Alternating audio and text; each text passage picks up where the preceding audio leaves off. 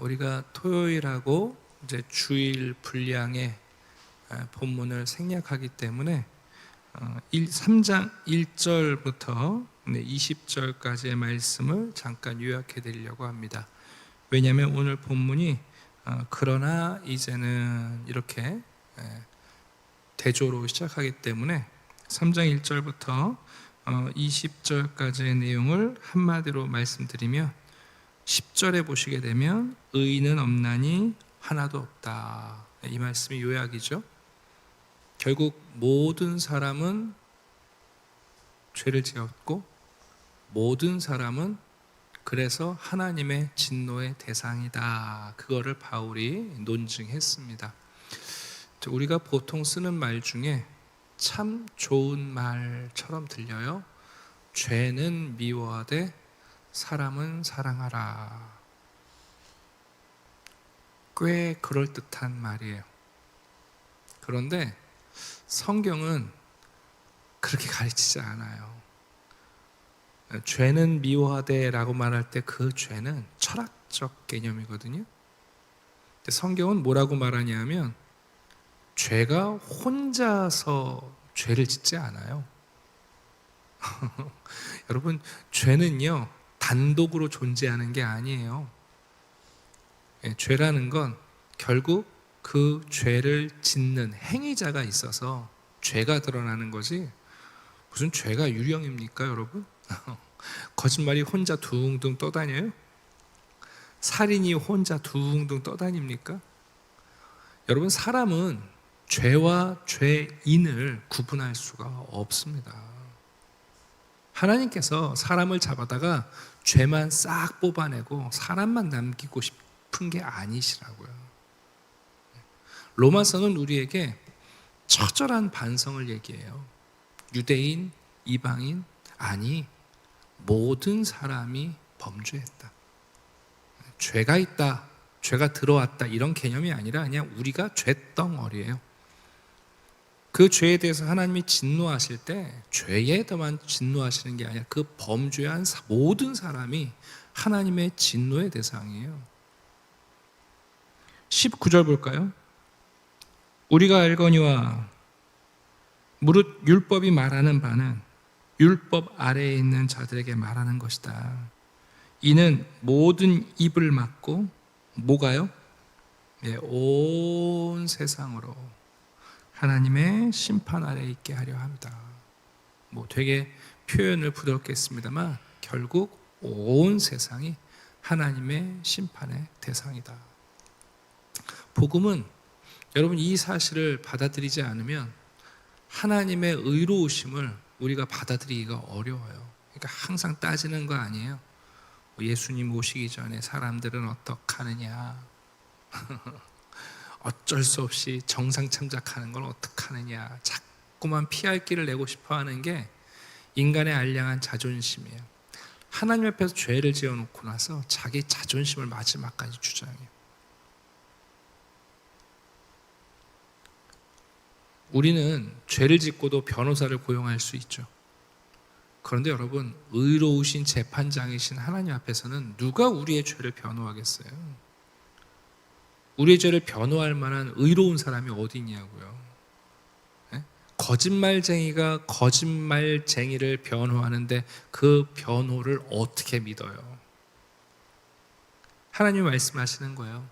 모든 사람이 범죄했고 모든 사람이 진노의 대상이다. 누가 중보를 하며 누가 죄인들을 위해서 자기의 의를 내세울 수 있습니까? 그런데 이제 21절 넘어오는 거죠. 그런데 이제 그 율법 아래에선 우리가 다 죄인을 드러날 수밖에 없는데, 그런데 율법 외에 하나님의 의가 드러났다. 여기 한 의가 드러났다는 것은 여러 개 중에서 하나를 얘기하는 게 아니라요, 유일한 의를 얘기하는 거예요. 그냥 여러 개 중에서 하나를 얘기하는 게 아니라 이제 하나님의 유일한 의가 드러났다. 이것은 과거의 율법 안에서도 선지자의 글에서도 우리에게 미리 알려준 것이다. 곧 22절입니다. 예수 그리스도를 믿음으로 그 믿는 자에게 미치는 하나님의 의로우심, 이거는 차별이 없다. 모든 사람이 죄인이고 모든 사람이 진노의 대상이고 모든 사람이 심판의 대상이기 때문에 의로우신 하나님이 자기의 의를, 유일한 의가 뭐냐면 차별이 없이 모든 사람을 위하여 예수 그리스도를 믿음으로 구원을 얻게 하시는 이 의가 나타났다. 그래서 23절에 다시 한번 반복하는 거예요. 거기까지 요약해요. 모든 사람이 죄를 범하였음에 하나님의 영광에 이르지 못하더니. 근데 이 의로우신 예수님은 그럼 우리에게 무엇을 하느냐? 두 가지를 하셔요. 24절. 그분이 우리를 위하여 속량하세요. 첫 번째, 예수 안에 있는 속량이죠. 그래서 여러분, 우리는 값을 치를 수도 없지만 우리가 값을 치르지 않고 여러분 의롭다 하심을 얻어요. 두 번째는 뭡니까? 25절. 그분이 피를 흘리시며 자기의 희생을 통하여 하나님과 우리 사이에 화목제물이 되세요. 진노하신 하나님의 이 의로운 분노를 누군가가 치워주셔야 하나님과 우리가 다시 얼굴을 보고 다시 교제하고 만날 수 있는데 그 일을 예수님이 하신다는 거예요. 로마서에서 바울은 복음이 뭐냐? 그의 아들에 관한 것이다. 예수 그리스도 안에서 하나님이 우리에게 주신 모든 것인데 그 아들 예수 그리스도는 범죄한 우리 모두를 위하여 자기를 내어주셨다. 두 가지를 하시는데 우리의 죄의 대가를 다 속량하시고 진노하신 하나님을 누그러뜨려서 다시 하나님이 우리를 사랑하는 아들로 보실 수 있도록 화목제물이 되어주신다. 그러니 예수 그리스도는 우리 모든 사람을 구원하기에 충분 조건, 하나님을 완전히 만족시키시는 분이다. 자, 25절 끝에 보시게 되면 자기의 의로우심을 나타내려 하신다. 곧 이때에 자기의 의로우심을 나타내다 자기도 의롭고 또한 예수 믿는 자를 의롭다. 하나님께서 자기의 의를 그리스도 안에 드러내시면서 그 예수를 믿는 자도 야, 하나님이 우리가 할 수 없는 이 죄인인 우리를 위해서 예수 그리스도를 보내주신구나 하고 그 믿는 자도 그 의를 인정하고 그의 의를 받아주신다. 그러면 결론은 뭐예요? 우리가 자랑할 게 있어요, 없어요? 네, 그게 27, 8절의 내용이에요. 그러므로 사람은 자랑할 게 없다. 네. 죄 자랑할 거예요? 죄 지은 거? 우리 자랑하려면 자랑할 게 딱 하나 있긴 해요. 그게 뭐냐면 죄 지은 거 자랑하는 거예요. 교도소 가면 넌 무슨 죄 지었냐? 넌 무슨 죄 지었냐? 누가 더 범죄 경력이 많냐? 누가 더 잔인한 죄 지었냐? 그래서 깜빵장 누가 할 거냐? 우리 그거밖에 자랑할 게 없는 사람이잖아요. 네.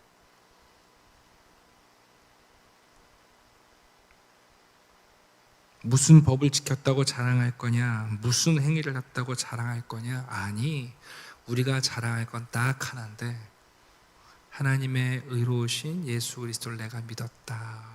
네. 그분이 나를 위해 죽으시고 속량하시고 우리와 하나님 사이에 화목제물이 되셨다는 것을 내가 믿고 그분 안에서 하나님이 받으신 바 되었다. 그거밖에 자랑할 게 없어요.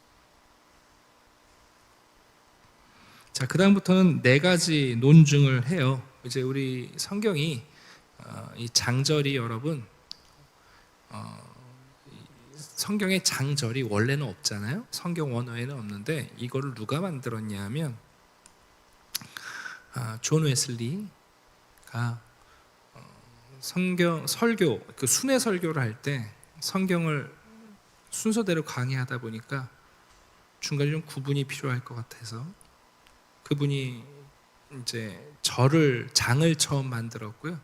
그 다음에 16세기에 구텐베르크 인쇄술이 발달하면서 성경을 인쇄하기 시작했는데 인쇄공들이 글을 잘 몰랐어요. 그러니까 이거 인쇄하고 순서가 그래서 여러분 절 같은 걸 넣기 시작한 거예요. 그래서 장절은 좀 아쉬운 게 뭐냐면 신학적으로 잘 디테일하게 세분화된 게 아니라 원래는 오늘 이 본문도 28절에서 끊고 29절부터 새로운 4개의 논증이 나오거든요. 그렇게 구분하면 좋은데 이제 우리가 이 장절을 구분하는 게 조금 아쉬움은 있어요. 그래서 제가 좀 소개를 해드리면 자랑할 것이 없다. 그리고는 이제 4가지 논증을 하는 거예요. 그 첫 번째가 뭐냐면 29절에서 31절까지 한마디로 말하면 하나님은 한 분이시다. 그래서 우리를 의롭게 하시는 분도 한 분이고 하나님이 우리에게 주신 의로움의 길도 하나뿐이다. 그 얘기를 하는 거예요. 하나뿐이다. 그리고 4장 1절 이제 내일 보겠습니다. 거기 보시게 되면 아브라함도 결국은 하나님의 의롭다 하심, 은혜로 의롭다 하심을 입었다. 그리고 또 뒤에 가시면은 구약의 수많은 선지자들이 전한 메시지도 결국은 은혜로 의롭다 하심을 얻는 거다. 그리고 마지막 결론, 그러므로 신약의 성도인 우리들도 그 은혜로 의롭다 하심을 얻은 아브라함이 우리의 조상이고 우리도 결국 은혜로 의롭다 하심을 입는 사람들이다 하고 이렇게 논증을 쭉 해나가는 내용입니다. 자, 오늘은 여기까지 전해드리면 될 것 같습니다. 여러분, 첫 번째입니다. 모든 사람이 죄를 지은 정도가 아니라 그냥 죄인입니다. 이론상으로는 죄와 죄인을 분리할 수 있다고 생각할지 모르겠지만 분리가 안 됩니다. 죄는 단순히 물감 페인트 묻은 게 아니에요. 이 죄성은 여러분 우리의 본성까지 망가뜨렸고 우리의 세포까지, 우리가 그냥 죄덩어리지 죄와 죄인이 분리가 되는 게 아니에요. 여러분, 그게 제3자 입장에서 얘기를 들으면 굉장히 그럴듯하지만 여러분이 피해자가 돼보세요. 죄와 죄인이 분리가 돼요? 될 것 같으세요, 여러분? 아니에요. 모든 사람이 하나님의 진노의 대상입니다. 모든 사람이 하나님의 심판의 대상이고 온 세상이 하나님의 심판 아래 있습니다. 자, 복음의 핵심은 무엇입니까? 예수 그리스도를 하나님이 우리에게 주셨다는 거예요. 예수 그리스도는 우리의 죄를 다 대가를 치러주세요. 속량이에요. 랜섬. 죄에 납치당한 우리를 예수님이 값을 치르시고 우리를 속량하세요. 예수 그리스도께서 의로운 아들이 되셔서 하나님을, 그 진노를 누그러뜨리세요. 그리스도 안에서 우리와 하나님이 화목할 수 있는 화목 제물이 되어 주십니다. 그러니 여러분, 우리의 구원은 그 예수 그리스도의 공로, 예수 그리스도의 사랑과 의를 믿는 거지 우리가 자랑할 게 없는 거예요. 우리가 자랑할 게 없는 거예요. 우리 언제 제가 또 이제 말씀을 전하게 될 텐데, 믿음이란 단어가요, 까딱 잘못하면 신념이 될 때가 많아요. 영어 성경에도 believe하고 belief는 달라요. 헬라어의 피스티오, 믿음이란 단어는요, 문법상 반드시 목적어가 필요해요. 믿는다 그럴 때는 무엇을, 누구를 이라는 목적어가 없으면 믿음은 성립되지 않아요. 무턱대고 믿습니다는, 죄송합니다만 성경적 용어가 아니고 그건 신념이에요. 자기 신념. 성경에서 말하는 믿음은 반드시 목적어가 필요해요. 누구를 믿는지, 무엇을 믿는지. 그래서 우리의 믿음은 언제나 이 목적, 예수 그리스도, 예수 그리스도의 내용이 우리의 믿음의 내용이에요. 이신칭의 믿음으로 의롭다 하심을 받는다는 건 그걸 믿는 나의 믿음을 얘기하는 게 아니에요. 내가 믿는 믿음의 내용을 얘기하는 거죠. 우리 성도님들 만나고 목회자들을 만나도 이 개념의 차이를 이해를 못해요. 믿음으로 구원을 받는 게 아니에요. 예수 그리스도의 그걸 근거로 구원받는다는 뜻이에요. 내 믿음이 아니에요. 자꾸 바뀌시는데 꼭 기억하시고, 로마서에서 강조하고 있는 것 오늘도 본문에 나오잖아요. 하나님의 유일한 의가 그리스도 안에서 나타났어요. 이건 유일한 의예요. 왜 예수님을 믿어야만 구원받느냐, 왜 예수님이 아니면 안 되냐? 아니, 한 분 하나님이 우리에게 유일한 의를 나타내셨어요. 만약 하나님이 이거 말고 다른 걸 주셨다, 그럼 하나님이 의로운 분이 아니죠. 모든 사람에게 동일한 기회를 주시는 게 아니라고요.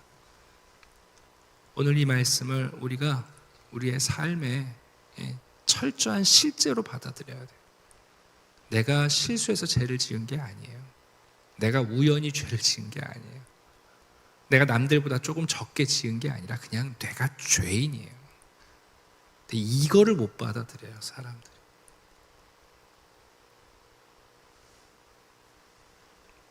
하나님이 우리에게 허락하시는 예수 그리스도의 놀라운 선물을 오늘도 감격하고 감사하며 그리스도 안에서 그 하나님의 사랑을 누리시는 분들이 되십시오. 기도드리겠습니다. 아버지 하나님, 감사합니다. 우리는 하나님의 놀라운 계획을 이미 받아 누리고 있습니다. 그러나 우리에게 주신 예수 그리스도가 얼마나 큰 선물이며 그리스도 안에 있는 하나님의 자기 희생과 하나님의 절절하심이 얼마나 큰지를 자꾸만 놓치고 삽니다.